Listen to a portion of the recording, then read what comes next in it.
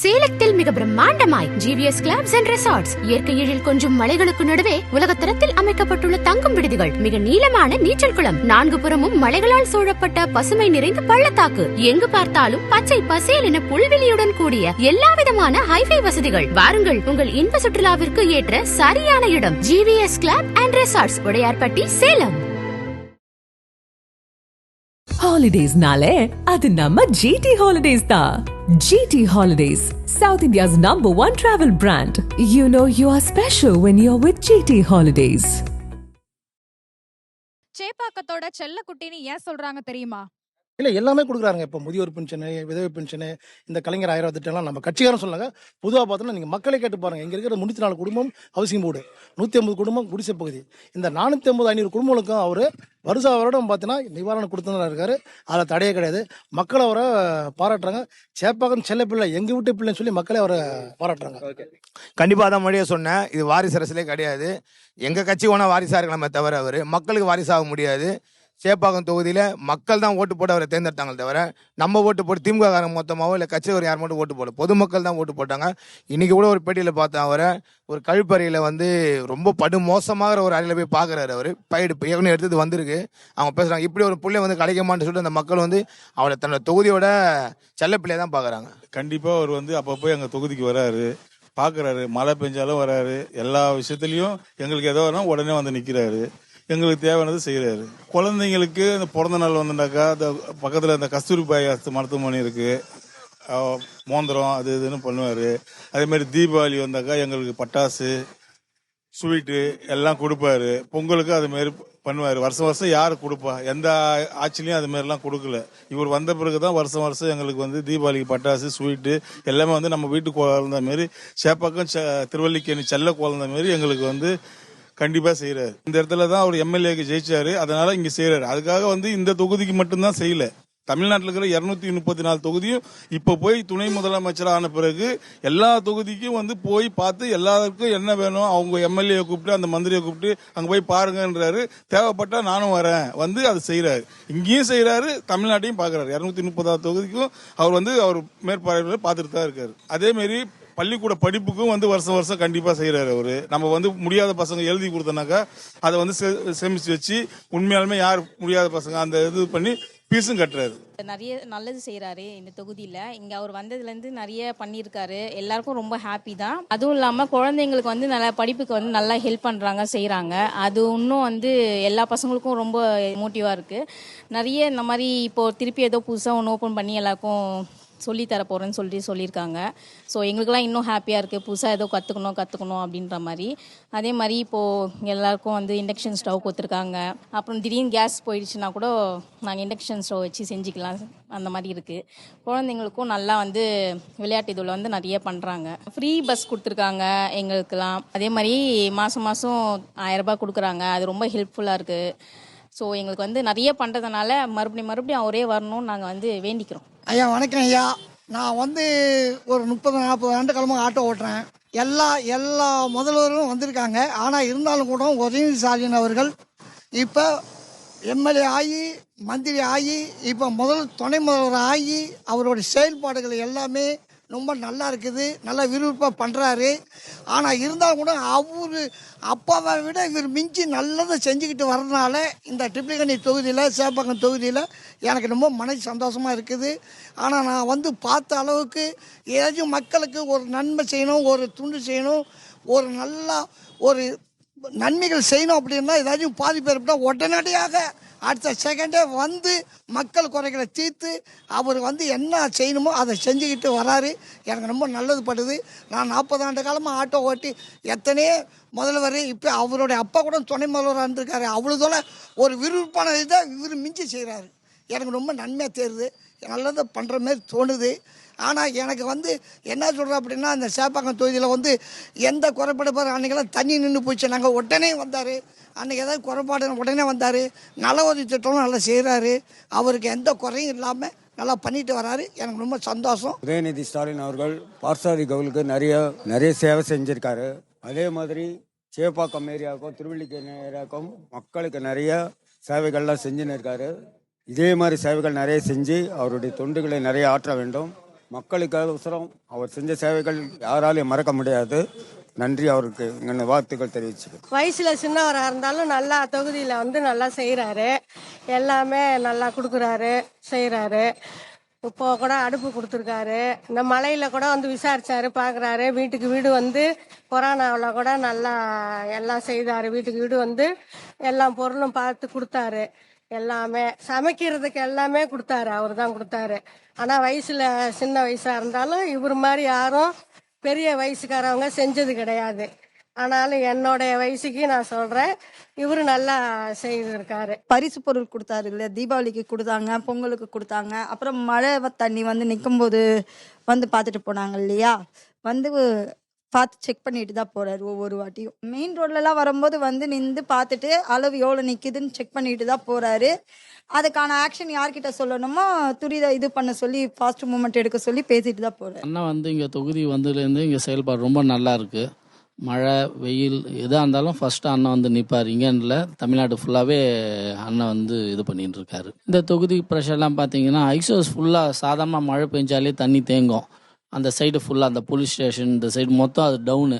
இன்றைக்கி எவ்வளோ மழை பெஞ்சாலும் உங்களுக்கு வந்து தண்ணி தேங்காது சுத்தமாக. அதாவது புலிக்கு பிறந்து பூனே ஆகாது அப்படின்னு நம்ம தலைவர் கலைஞரோட அண்ணன் உதயநிதி வந்து பயங்கர ஸ்பீடாக இருக்கிறாரு. கட்சிக்காரங்க மட்டும் இல்லை, பொதுமக்கள் அத்தனை பேருக்கும் அவர் வந்து நல்லது பண்ணுறாரு. துணை முதலமைச்சர் இல்லை, நாளைக்கு முதலமைச்சராலும் அவர் பெருமிதம் கிடையாது. அவருக்கு அந்த அளவுக்கு ஸ்பீடாக இருக்காரு. நல்லா ஜாலியாக எங்ககிட்ட கையில் கொடுத்துருக்காருங்க. ஆமாங்க, எல்லாமே பண்ணியிருக்காரு. அப்புறம் நாங்க எங்கள் ஏரியாவுக்கு அவர் தானே முக்கால்வாசிலாம் எல்லாமே பண்ணும்போது அப்புறம் அவருக்கு எங்க நாங்கள் குறை முடியும்? அவருக்கு சொல்லுங்க பார்க்கலாம். எல்லாருக்கிட்டே நல்ல முறையாக தான் நினச்சிப்பாங்க. நாங்கள் அவரை ஃப்ரீயாகவே பார்க்கலாம். இவ்வளோ நாள் நாங்கள் யாரும் கட்சியில் இருந்து பார்க்கல. அவர் காரில் போகும்போது கூட நாங்கள் பார்த்தோன்னா நின்று ஆயின் கை கட்டிட்டு போகிறாங்க. கொரோனாவில் கூட ஊசி போடணுன்ட்டு எல்லாருக்கும் வந்து அந்த சைடுலேருந்து சிவராஜபுரத்துலேருந்து வந்து இந்த சைடு வந்து நின்று கேட்டுட்டு போனேன், ஏமா ஊசி போடலையாம்மா, போடுமா, நல்லது தான், சரிங்கண்ணா அப்படின்னு சொன்னோம். நாங்கள் அவரோட வந்தாலும் இங்கே வந்தால் கூட எல்லாரும் பேசுவார், சிரிச்சின்னு தான் பேசுவார். நான் கூட முதல்ல வாங்கும்போது கை கொடுப்பாரு, சிரிச்சின்னு பேசிட்டு போயிடுவார், நல்லா சிரிப்பார். சேப்பாக்கம் திருவள்ளிக்கேணியோட செல்ல குட்டின்னு உதயநிதி ஸ்டாலினை ஏன் சொல்றாங்கன்னு தெரிஞ்சுக்கலாமா? மக்கள்கிட்ட எப்போவுமே நார்மல் பீப்புள் மாதிரி தான் பழகிறார். எல்லார்கிட்டையுமே நார்மல் பீப்புள் மாதிரி தான் பழகிறார். அவர் வந்து ஒரு ஆக்டர், இதுக்கு முன்னாடி இப்போ துணை முதலமைச்சரும் கொடுத்துருக்காங்க. அதனால நார்மலாக எப்போவுமே எல்லாருக்கிட்டையும் இருக்க மாதிரி பப்ளிக்காக தான் எல்லா பப்ளிக்கிட்டையும் லிங்க் ஆகி நல்லா தான் பண்ணிட்டு இருக்காரு. அருமையாக பழகிறார். ஒரு மூத்தவருக்கு என்ன மரியாதை கொடுக்கணுமோ அந்த மரியாதை கொடுத்து பழகிறார். அவர் கையாலையும் இது பண்ணியிருக்கேன், நல்லா பேசிக்க அங்கிள்னு கூப்பிட்டுருக்கிறார். ஆமாம், என் கூட சமபந்திலையும் சாப்பிட்ருக்கார். பார்சாதி கோயிலில் சமபந்தியில என் கூட உட்காந்து சாப்பிட்ருக்கார், சர்வீஸும் பண்ணார். சராசரி மனுஷனா நல்லா பழகிறார். இந்த ஒரு பொசிஷன் தான் இருக்கணும் அப்படின்னு இல்லை, ஒரு நல்ல நண்பராக பழகிறார். பேசுறதும் ஒரு மரியாதை கொடுத்து நல்லா பேசுறாரு. நல்லா பழகுறாரு, நல்லா கை கொடுக்குறாரு, நல்லா பழகுறாரு. அவர் எங்களை மாதிரி தான் அவர் பேசுவார். சரிம்மா அப்படியே கை கொடுப்பாரு, பேசிட்டு போவேன், அவ்வளோ. மக்கள்கிட்ட சோசியலாக தான் பழகுறாரு. எந்த ஒரு மாற்றமும் கிடையாது. எல்லாரும் தேவைன்ற மாதிரி ஒன்றா இணைந்து பழகுறாரு. எல்லார்ட்டும் எப்படி மக்கள்கிட்ட எப்படி இருந்தார், ஆரம்பத்தில் எப்படி இருந்தாரோ அது மாதிரி தான் இப்போ இருக்காரு. பேரை சொல்கிற அளவுக்கு பழகுவாருங்க. எல்லாரையும் பார்ப்பாரு, எல்லார்ட்டையும் மக்களை பார்ப்பாரு, எல்லாரையும் கவனிப்பார். அவங்க என்ன பேச வராங்கன்றதை கவனிப்பார். அவங்க எதனா சொன்னாங்கன்னா நின்று பொறுமையாக கேட்டு பண்ணுவார். எங்கள் தொகுதியை பொறுத்த வரைக்கும் அவர் எங்களோட சின்னவர், எங்களோட செல்லப்புள்ள. அவர் அதான் சொன்னேன், எங்களுக்கு எல்லாமே அவர் கரெக்டாக பண்ணிவிடுவார். ரொம்ப கூலாக இருப்பார். அது எங்கிட்டலாம் அப்படிலாம் பழக மாட்டார். சிஎம் சன் மாதிரிலாம் பழக மாட்டார். அவர் சிஎம் மாதிரியும் பழக மாட்டார். டெப்டி சிஎம் மாதிரியும் அவர் பழக மாட்டார். எல்லார்ட்டையும் நார்மலாக பேசுவார், நார்மலாக பழகுவார். அவர் ஜாலியாக இது பண்ணுவார். போகும்போதே பசங்கள்லாம் போனால் தட்டி குத்துன ஒரு மாதிரி பேச தான் போவார் ஜாலியாக. நல்லா அதெல்லாம் பழகிறதுலாம் செம்மையாக பழகுவார். மனசால நம்ம ஜாதியை பிரித்து பேச மாட்டார். ஏன்னா எல்லாருக்கும் கை கொடுத்தா அவர் எல்லாருக்கும் கை கொடுத்துட்டு போவார். இப்போத்துக்கு நல்ல ஒரு மாதிரி தான், ஒரு எம்எல்ஏ புள்ள மாதிரி தான் அவர் நடந்துக்கிறாரு. நல்லா அடிக்கடி ரவுண்ட்ஸ் வந்துட்டு போயிருக்கனால நம்ம கொஞ்சம் மூஞ்சி பார்த்துக்கிட்டே இருக்கிறோம். அவ்வளோதான், முகத்தை பார்த்துக்கிட்டே இருக்கிறோம். எல்லா ரோட்லையும் பார்க்குறோம். சேப்பாக்கம் திருவள்ளிக்கேணியில் அவர் நல்ல டைப். என்னன்னு சொல்கிறது, நல்ல டைப். எல்லாருக்கிட்டையும் நல்லா தான் பழகுவார். நல்ல டைப். நம்ம அண்ணா தம்பியெல்லாம் எப்படி இருப்பாங்களோ அதே மாதிரி நேச்சுரலாக நல்லா பொறுமையாக எல்லார்கிட்டையும் எல்லாம் சிரிச்சுக்கிட்டே கையெல்லாம் கொடுப்பாரு, நல்லா பேசுவார். அவர் நல்ல ஒரு டைப், நல்ல ஒரு மனுஷன். என்னோட பேரன் பேரை பேசுவார்.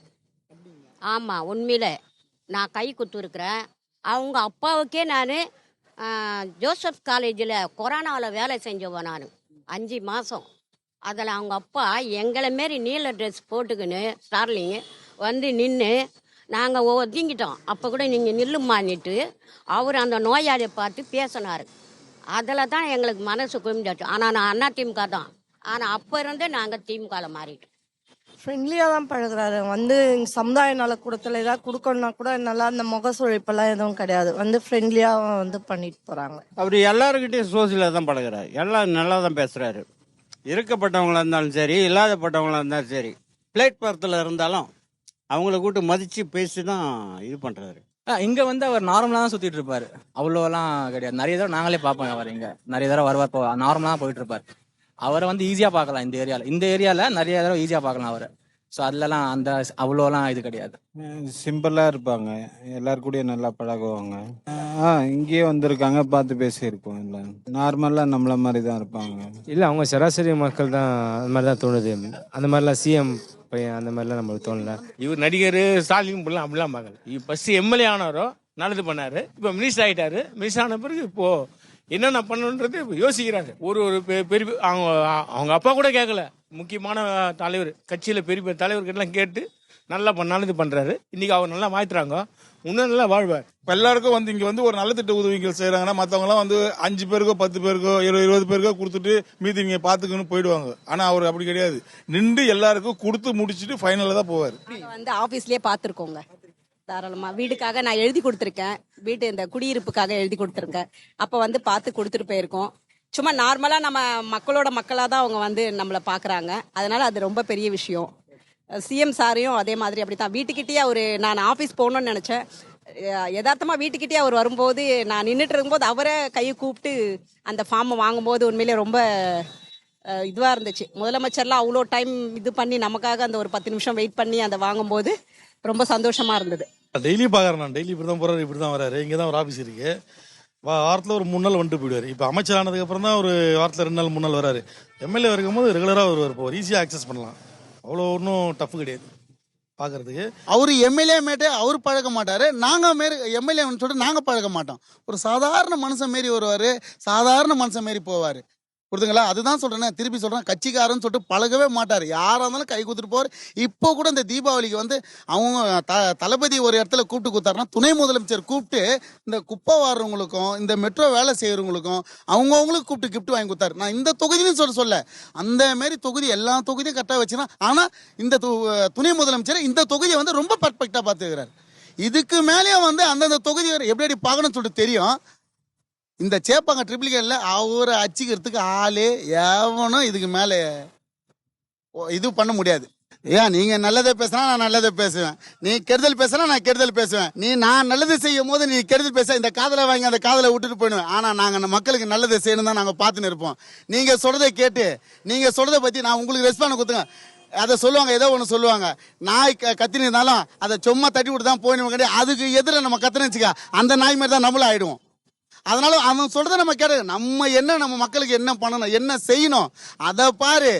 கட்சியை எப்படி வளர்க்கணும், எப்படி செய்யணும் அதை பாருங்க. அப்படின்னாலே மக்களுங்க நம்ம பக்கம். நாங்களும் பார்க்க தான் செய்கிறோம், பேச தான் செய்கிறோம். ஒரு ஒரு மதிப்பு கொடுத்து ஒரு என்ன சொல்கிறாங்க அந்த மாதிரி கேட்க தான் செய்கிறாரு. அண்ணன் வந்தார், நானே தடுத்து நிறுத்தினேன். ஒரு பாத்ரூமில் போகிறாரு. ஆனால் போய் நீ விடுப்பா, நீ விடுங்க அப்படின்னாரு. ஒரு ஸ்மெல் வருது பாத்ரூம். அந்த பாத்ரூமில் போய் பார்க்குறாரு. எல்லா வீட்டுக்கும் பார்க்குறாரு. அது மாதிரி எம்எல்ஏ யாருமே இல்லை, அது மாதிரி கட்சி தலைவர் யாருமே இல்லை. வந்த ஆடம்பரம் அதெல்லாம் கிடையாது. சிம்பிளாக நம்மள மாதிரியே நம்ம ஏழ்மையாக நம்ம தன்மையாக அவர் மாதிரி மினிஸ்டர் இனிமே வர முடியாது, வரவும் மாட்டாங்க. ஆனால் ஐயா தான் இருப்பார் கடைசி முடிய. ஐயாவே இருக்கணும், அவ்வளோதான் என்னோடைய இது சொல்கிறேன், கணிப்பு வச்சு சொல்கிறேன். ஆமாம், ரொம்ப எளிமையாக மக்களோட அவர் பழகுற அந்த விதம் தான் வந்து அவர் இந்த நிலைமைக்கு உயர்த்தியிருக்கு. சேப்பாக்க தொகுதியில் அவர் எம்எல்ஏ ஆனதும் அந்த குடிசை வாழ் மக்களுடைய அன்பை பெற்றது. இப்போ தமிழகம் முழுவதத்தினுடைய மக்களுடைய பேராதரவு அவர் பெற்றுன்னு இருக்காரு. மேலும் மேலும் அவர் வளரணும். வாழ்த்துக்கள்.